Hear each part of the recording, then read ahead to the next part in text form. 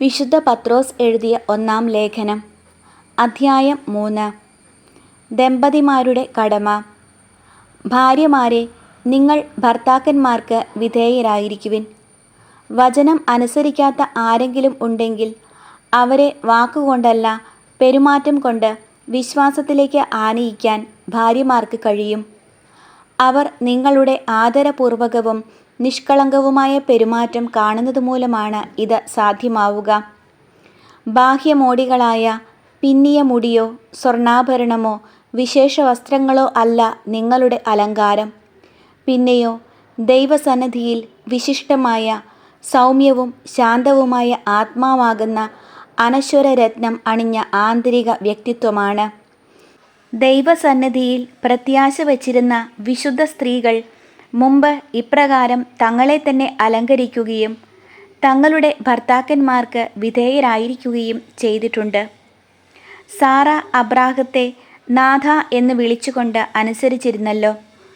നന്മ ചെയ്യുകയും ഒന്നിനെയും ഭയപ്പെടാതിരിക്കുകയും ചെയ്താൽ നിങ്ങൾ അവളുടെ മക്കളാകും.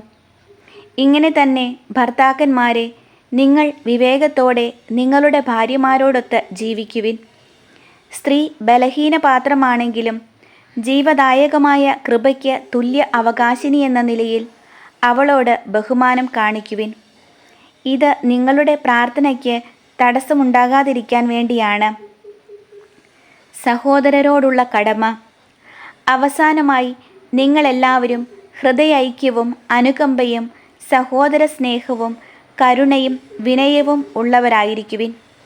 തിന്മയ്ക്ക് തിന്മയോ നിന്ദനത്തിന് നിന്ദനമോ പകരം കൊടുക്കാതെ അനുഗ്രഹിക്കുവിൻ. അനുഗ്രഹം അവകാശമാക്കുന്നതിന് വേണ്ടി വിളിക്കപ്പെട്ടിരിക്കുന്നവരാണല്ലോ നിങ്ങൾ. ജീവിതത്തെ സ്നേഹിക്കുകയും നല്ല ദിവസങ്ങൾ കാണാൻ ആഗ്രഹിക്കുകയും ചെയ്യുന്നവൻ തിന്മയിൽ നിന്ന് തൻ്റെ നാവിനെയും വ്യാജം പറയുന്നതിൽ നിന്ന് തൻ്റെ അധരത്തെയും നിയന്ത്രിക്കട്ടെ.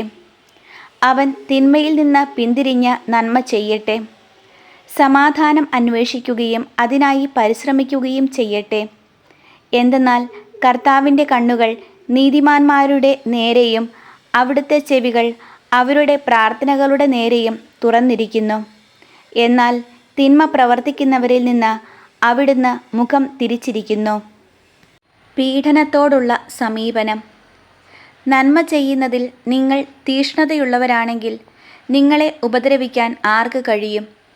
നീതിക്ക് വേണ്ടി കഷ്ടതകൾ സഹിക്കേണ്ടി വന്നാൽ നിങ്ങൾ ഭാഗ്യവാന്മാർ. അവരുടെ ഭീഷണി നിങ്ങൾ ഭയപ്പെടേണ്ട, നിങ്ങൾ അസ്വസ്ഥരാവുകയും വേണ്ട. ക്രിസ്തുവിനെ കർത്താവായി നിങ്ങളുടെ ഹൃദയത്തിൽ പൂജിക്കുവിൻ. നിങ്ങൾക്കുള്ള പ്രത്യാശയെപ്പറ്റി വിശദീകരണം ആവശ്യപ്പെടുന്ന ഏവരോടും മറുപടി പറയാൻ സദാ സന്നദ്ധരായിരിക്കുവിൻ. എന്നാൽ അത് ശാന്തതയോടും ബഹുമാനത്തോടും കൂടെ ആയിരിക്കട്ടെ. നിങ്ങളുടെ മനസാക്ഷിയെ നിർമ്മലമായി സൂക്ഷിക്കുവിൻ. ക്രിസ്തുവിലുള്ള നിങ്ങളുടെ നല്ല പെരുമാറ്റത്തെ ദുഷിച്ചു പറയുന്നവർ അങ്ങനെ ലജ്ജിതരായിത്തീരും. നന്മ പ്രവർത്തിച്ചിട്ട് കഷ്ടത അനുഭവിക്കുകയെന്നതാണ് ദൈവഹിതമെങ്കിൽ അതാണ് തിന്മ പ്രവർത്തിച്ചിട്ട് കഷ്ടത അനുഭവിക്കുക എന്നതിനേക്കാൾ നല്ലത്. എന്തുകൊണ്ടെന്നാൽ ക്രിസ്തു തന്നെയും പാപങ്ങൾക്ക് വേണ്ടി ഒരിക്കൽ മരിച്ചു. അത് നീതിരഹിതർക്ക് വേണ്ടിയുള്ള നീതിമാന്റെ മരണമായിരുന്നു.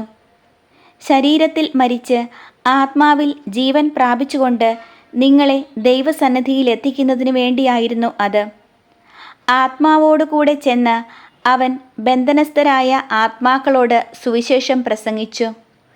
അവരാകട്ടെ നോഹിൻ്റെ കാലത്ത് പെട്ടകം പണിയപ്പെട്ടപ്പോൾ ക്ഷമാപൂർവം കാത്തിരുന്ന ദൈവത്തെ അനുസരിക്കാത്തവരായിരുന്നു. ആ പെട്ടകത്തിൽ ഉണ്ടായിരുന്ന 8 പേർ മാത്രമേ ജലത്തിലൂടെ രക്ഷ പ്രാപിച്ചുള്ളൂ. അതിൻ്റെ സാദൃശ്യമുള്ള ജ്ഞാനസ്നാനം ഇപ്പോൾ നിങ്ങളെ രക്ഷിക്കുന്നു. അത് നിങ്ങളുടെ ശരീരത്തിലെ മാലിന്യത്തിൻ്റെ നിർമ്മാർജ്ജനമല്ല, മറിച്ച് ശുദ്ധ മനസാക്ഷിക്കായി യേശുക്രിസ്തുവിൻ്റെ ഉത്ഥാനം വഴി ദൈവത്തോട് നടത്തുന്ന പ്രാർത്ഥനയാണ്. യേശുക്രിസ്തുവാകട്ടെ സ്വർഗത്തിലേക്ക് പ്രവേശിച്ച് ദൈവത്തിൻ്റെ വലതുഭാഗത്ത് ഇരിക്കുന്നു. ദൂതന്മാരും അധികാരങ്ങളും ശക്തികളും അവിടുത്തേക്ക് കീഴ്പ്പെട്ടുമിരിക്കുന്നു.